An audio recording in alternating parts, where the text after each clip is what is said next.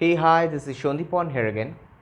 Well, today we will be discussing about a topic which many people don't talk about, and that is whether mergers do really work in private or public entities.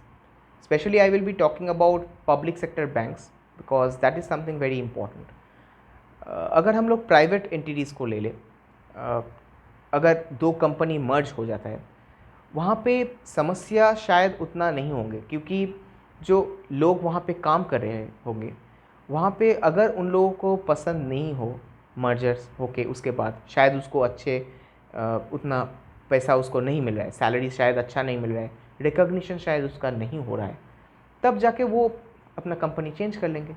और इससे क्या होगा कि उसका उन लोगों का जो कंपनी है वो मर्ज भी हो जाएगा, अच्छे से काम भी हो जाएगा, और शायद नए नए जो लोग आ रहे वो आके मैनेजमेंट में फिट हो जाएंगे, क्योंकि ये एक सर्कल रहता है। पर let's now come to the public sector banks. Public sector banks में आप छोड़ नहीं सकते अपने नौकरी को, अपने नौकरी को आप नहीं छोड़ सकते। अब यहाँ पे बहुत इंपॉर्टेंट जो चीज़ आ जाता है वो है रिकग्निशन। जब मर्जर होता है तो मर्ज होके एक बैंक का दो बैंक मिलके एक बैंक हो गया या तीन बैंक मिलके एक बैंक हो गया। जो छोटे बैंक्स होते हैं ना, जो छोटे बैंक्स होते हैं वो अगर उसको अगर ले लिया गया है ना किसी एक बड़े बैंक के द्वारा, वो उतना प्रॉब्लम नहीं क्रिएट करता है। But if a big bank is merged with another one, that really creates a problem. I will not be taking any name of any banks. यहाँ पे मैं कोई भी बैंक का नाम मैं नहीं लूँगा, पर प्रॉब्लम जो होता है कि जनरली सबसे बड़ा जो प्रॉब्लम होता है वो है कि एक बड़े बैंक, सोचिए कि एक बड़े बैंक किसी और एक बड़े बैंक के साथ मर्ज हो गया। सो ए और बी ले लेते हैं, ए के साथ बी हो गया, तो नाम है ए और बी अंदर उसके अंदर चला गया। उसका पूरा मैनेजमेंट कैसे चल रहा है, उसमें जो ट्रेनिंग है पूरा, तो एक पूरा लंबा प्रोसेस चलता है। आईएफएससी कोड चेंज होता है अंदर, ये तो सब टेक्निकल में कह रहा हूँ। उसका जो सबसे इम्पोर्टेंट है कि ट्रेनिंग, उन लोगों का जो एक कोर वैल्यूज़ जो पहले से था वो कोर वैल्यूज़ चेंज हो गया। अब सोचिए कि ये तो रातों रात तो नहीं होंगे ना, इसके लिए आपको ट्रेनिंग देना पड़ेगा।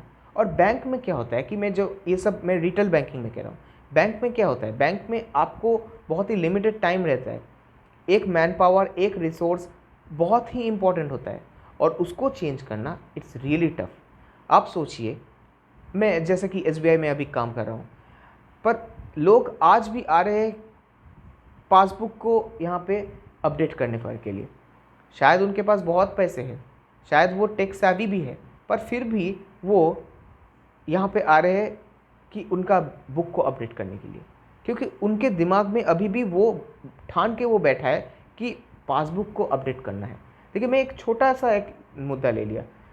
अगर एक कस्टमर ऐसा है, कस्टमर तो अलग है, तो हम लोग भी तो वैसे ही है ना, हम लोग का ह्यूमन साइकोलॉजी वैसे ही काम करता है ना।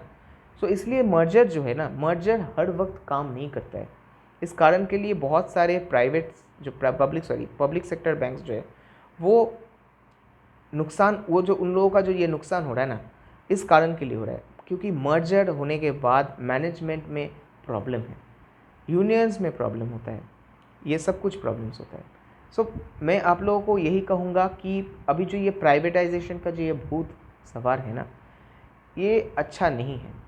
बहुत लोग कहेंगे कि नहीं, अच्छा उतना उतना सर्विस तो अच्छा नहीं ले देते हैं, सर्विस तो अच्छे नहीं देते हो, तो तुम किस लिए तुम प्राइवेटाइजेशन, क्या क्या तुम लोग डर गए हो ना। हाँ, हम लोगों को क्या है, तो ये सब बहुत कुछ कहेंगे। नेशनलाइजेशन जिस कारण के लिए किया गया था उस कारण को हम लोग यहाँ पे फुलफ़िल करने की कोशिश कर रहे हैं। अगर एसबीआई अच्छा सर्विस नहीं दे पा रहे, then they will go to any other PSB. उनके पास एक ऑप्शन ले रहा है। ऐसा नहीं है कि हम लोग यहाँ पे, मैं हम अपने लिए कुछ कह रहा हूँ। वी आर अ फ्रेटर्निटी, एक ब्रदरहुड है पूरा। बैंकिंग इज़ अ ब्रदरहुड, और यहाँ पे कंपटीशन बहुत इंपॉर्टेंट है। सब चीज़, सब इंडस्ट्री में कंपटीशन इंपॉर्टेंट है। यहाँ पे सिर्फ एक बैंक रहेंगे और बाकी सब प्राइवेट रहेंगे, तब तो सबसे इम्पोर्टेंट जो है वो है कि फिनेंशियल इंक्लूशन, और बाकी जो है लोगों का एक भरोसा, सबसे इम्पोर्टेंट है भरोसा। वो भरोसा ही टूट जाता है। कितने लोग आप सिर्फ कहेंगे वॉल्यूम में कहेंगे आप, ठीक है, कितने लोग वॉल्यूम्स में प्राइवेट बैंकिंग करते हैं और कितने लोग पब्लिक सेक्टर बैंकिंग करते हैं, आप लोग कहेंगे। ये आप लोग कमेंट में दीजिए, आप लोगों का क्या राय है कि मर्जर होना चाहिए या नहीं होना चाहिए। देखिए ये मेरा ओपिनियन, मैंने कहा कि मर्जर होना चाहिए या नहीं होना चाहिए। कैमरा थोड़ा सा इधर उधर कर रहा है because I am shooting by just sitting down. So आप लोग कहिएगा कि आप लोगों का क्या राय है इसके ऊपर। What do you really think about this mergers and acquisitions, जो ये सब होता है। एक्विजिशंस नहीं करेंगे बट मर्जर्स के लिए आप लोगों को क्या लगता है। और इसके ऊपर बहुत सारे, जैसे कि आप कह सकते हैं कि जैसे